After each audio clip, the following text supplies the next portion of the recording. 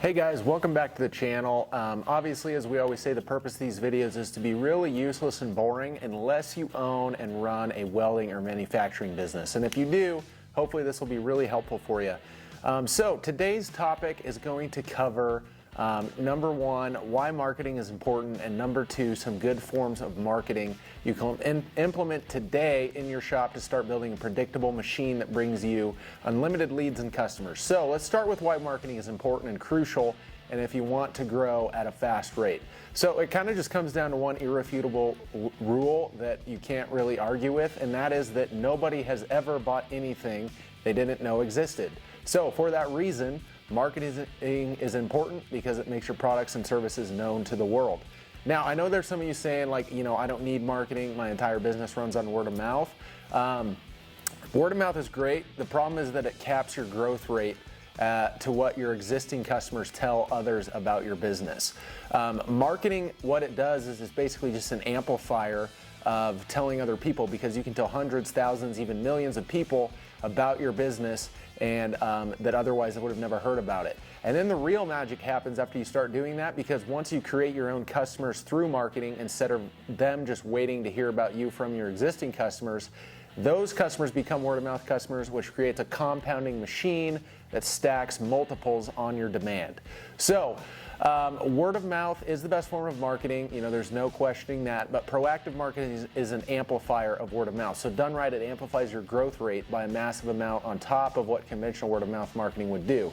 So let's talk about some good forms of marketing. I'm going to break this down into two categories because everybody will fall within those two categories. Category one is going to be if you don't have a website, which is likely a lot of you. I would recommend you do create a website at some point, but if you don't have one today, that's fine. We'll cover some forms of marketing that require zero website.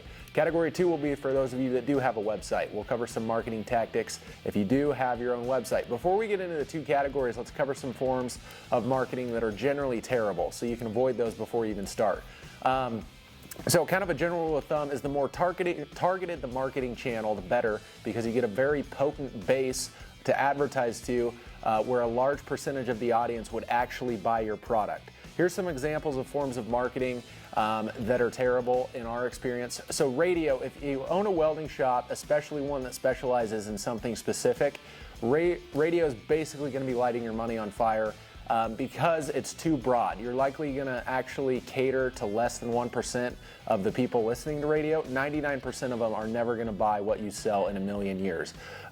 So you want forms of marketing where a high percentage of the people consuming your ad are actually likely and qualified buyers.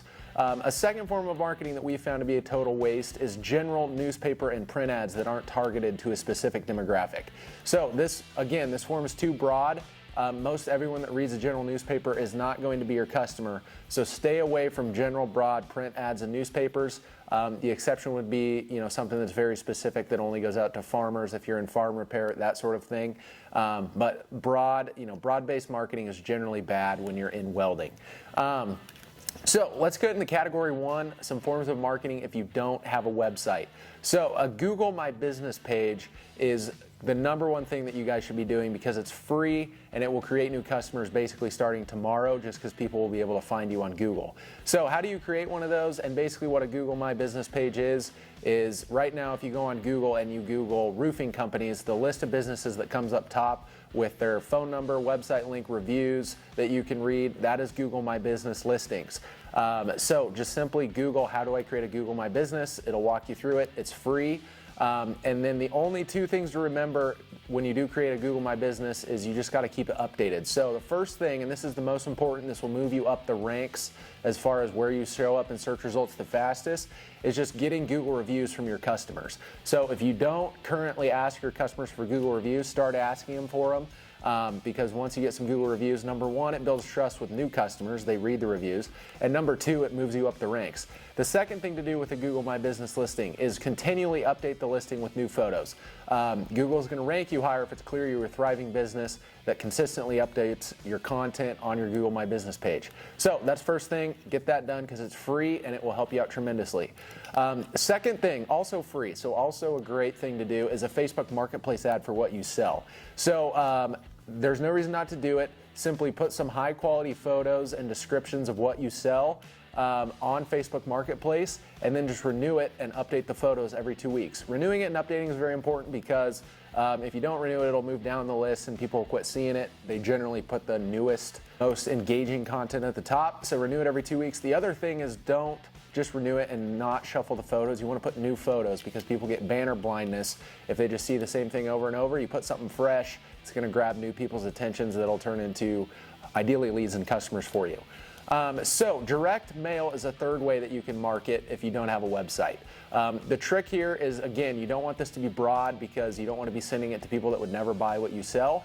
But it does work fairly well if you have it targeted to your ideal and likely buyer demographic. So if, for example, 95% of your customer base are farmers because you specialize in equipment repair, then you would likely be successful if you sent direct mail to all the farmers in your area, especially if you send it right before the high season of when all their equipment breaks down. So a great way to actually find a list of addresses for this, because I'm sure that's probably your next question is, how do I find addresses, is most states have a business directory on the Secretary of State website that has a database of all the businesses registered in your state.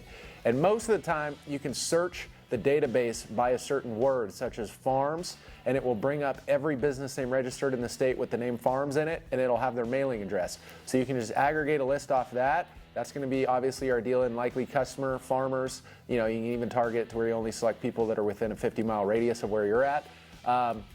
And that's a great way we use to actually get addresses that are going to be a good receptive customer base. So when you do actually make the mailer, the thing that actually shows up in the mailbox, two things here to remember is, number one, only one call to action. Don't make it confusing. Don't make there be 50 different things the customer can do. Make one simple call to action, such as call for a free quote. First hour is free for new customers. And then try and include just a very good quality photo that's highly relevant to what your customer base is into. So if you're in farm repair, maybe a before and after picture of something that's broke in half, and then an after picture of after you fixed it. That's going to be cool to farmers. They're going to pay attention to that. Obviously, it also promotes what you sell, shows you do a good job. So simple call to action, one simple photo, don't overcomplicate it. That's the main reason most marketing fails. Another fourth way is manually post flyers or postcards at places where your customers aggregate. So really think about who your customer is and where they hang out, because generally people that are into the same things, farmers are going to hang out with farmers, contractors are going to hang out with other contractors, and then go to the places where those people hang out and hang up flyers. If ranchers and farmers are your main customer base, the sale yard would be a great place to do this, because about 50% of every single person that's in there is probably going to be somebody who could likely be your customers. If you build handrail and contractors are your main customer, then hang flyers at building supply stores. So just think about where they aggregate in high numbers, high percentages. That's where you want to focus your attention. So the fifth way, and this is going to be the scariest and the one that most people won't do, but it has the best return if you stick with it, is pounding the pavement and visiting potential customers' places of business. Most people aren't willing to do this, but if winning was easy, everyone would be a winner. So just keep that in mind. This form is the scariest, but also can be the most successful if done right. How do you decide if this is going to be worth your time? This is worth your time if your customers have a relatively large lifetime value. So think of customers that will buy from you over and over again once a relationship is established. If this is the case, it means you can put more time, effort, and money into acquiring a customer because you know the payback will be so large.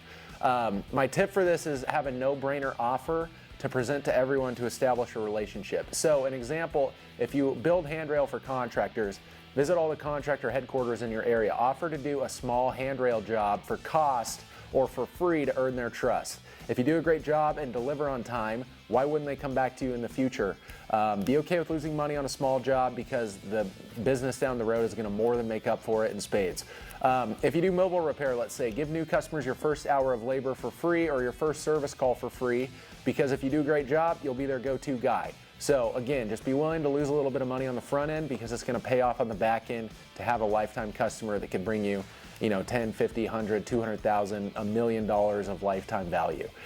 So quick story on this tactic, just because I know some of you are like, I don't really want to go into places in cold pitch. When I first started the business, I was completely broke, so I was willing to do about anything to get business. One of the first things I tried was selling tee markers to golf courses, little laser cut logo tee markers that golf courses would put at their tee off spots.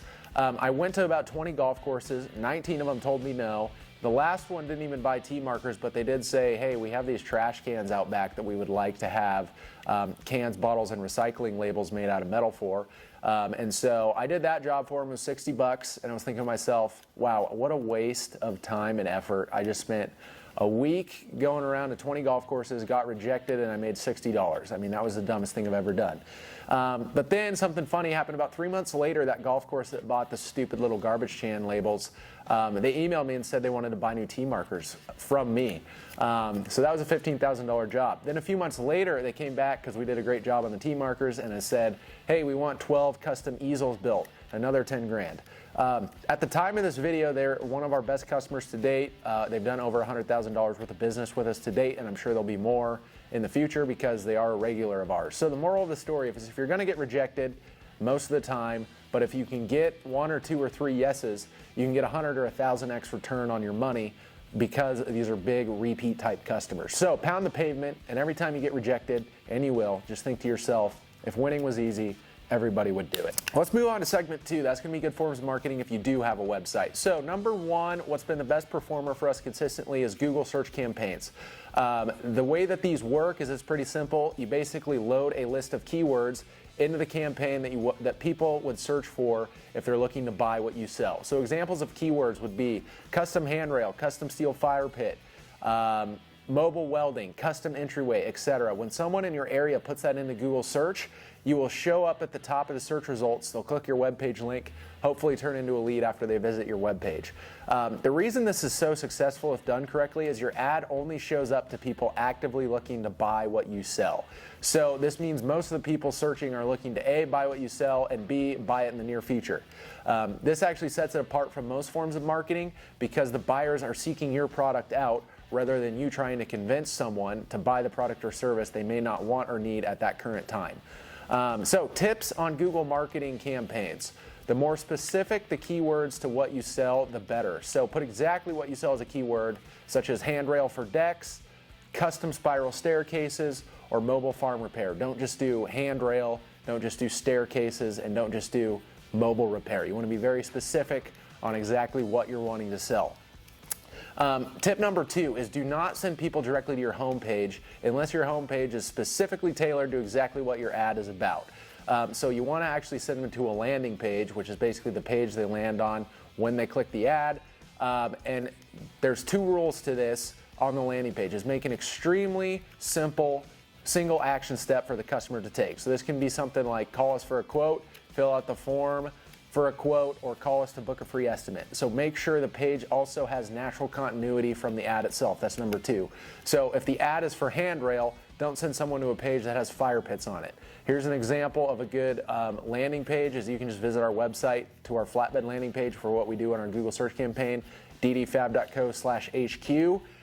You'll kind of see what a good landing page looks like that's worked well for us. Number 2 way after Google search campaign is Facebook ads. So Facebook ads are great for remarketing in our experience, meaning they show the ad to someone that's already been interested in your business by visiting your website. So in general, it seems like Google is the best place to generate new interests or leads because you get the best potent leads because they're searching for what you sell. And then Facebook and email remarketing are great ways to remarket to those leads after they've proven that they're interested in your business. So this is very important. If you're not tech savvy, you need to have a professional install the Facebook Pixel on your website. The Pixel is basically the Facebook device that tracks visitors on your website. So if someone sees your ad on Google, they click on it, and then they visit your website, that will fire the Facebook Pixel, and then it will know that they visited your website. The next time that person gets on Facebook or Instagram, it's going to feed them your remarketing ad because it knows they were just on your website interested in what you sell. This is very effective, but it's a total waste if you don't set it up properly via the Facebook Pixel and that sort of thing. So make sure if you're going to do Facebook ads, either yourself or a pro needs to set up the Pixel on your website. Okay, fifth thing, I guess, is email marketing. This is also a great way to remarket to leads that have come in the past. So a great way to build an email list is to exchange something of value for the customer's email address. So for us, we trade someone's email and phone number for our flatbed price sheet. You can look at that landing page that I just told you about a couple minutes ago. That's how basically we generate an email list. We now have thousands and thousands of emails from all the leads that we have come in on the site. So if we ever run a sale or promotion, we announce it on our website for new leads to see, number one, but we can also send out an email to all of our past leads, letting them know about the promotion. So you end up having a giant bank of people that you can remarket to over time. So that wraps up the forms of marketing we found effective. Let's cover our takeaways from today's video. Number one, marketing is important because nobody has ever bought anything they didn't know existed. The other thing that it does is it amplifies your best form of marketing, which is word of mouth, because it creates new customers proactively, which then turn into word of mouth customers, so it stacks on top of itself. We've covered the forms of marketing that work well for us in the past. I'd encourage you to try those, track your return, and search until you find winners. We covered how to track marketing spend and how to keep track of that kind of thing in last week's video, which is called Reactive versus Proactive Business, if you want to check out that video. So that kind of covers it for today. Thanks for watching. Thanks for listening. Please hit the subscribe button below. Also comment if you want to see any other video topics, as if we get a bunch of people that want us to learn about something that we've done on a certain topic, we'll make a video about it. So thanks again. Have a great week. Hey guys, thanks for watching the video. So just a quick ask here for some of you that have an established welding shop. Obviously this content is free. We don't charge anything for it. We hope it's helpful for you, number one. If you did find what we teach helpful and you guys think you want to be a little bit more involved with our business, we do have a flatbed dealer program. Our main business of what we do, build and sell, is flatbeds in weld yourself kit format as well as fully built. If you as a welding shop owner are interested in growing your business and you want to get into flatbeds, building and installing flatbeds in your local market, you might check out our dealer program for flatbeds. It's a turnkey business system, does everything from lead generation, sales processes, actually building and installing the product. Extremely easy to scale because it's really easy to teach employees to do. So if that seems like something that interests you, feel free to apply for the program below. We are fairly selective, so not everybody that applies will have the option to get in. But worth a shot. If you aren't quite to the point, you can keep watching these videos. Hopefully it'll help you grow to the position where we would let you into the program if you aren't quite there yet. So feel free to apply. We appreciate you watching. Hopefully this benefited you whether you apply or not. So thank you very much.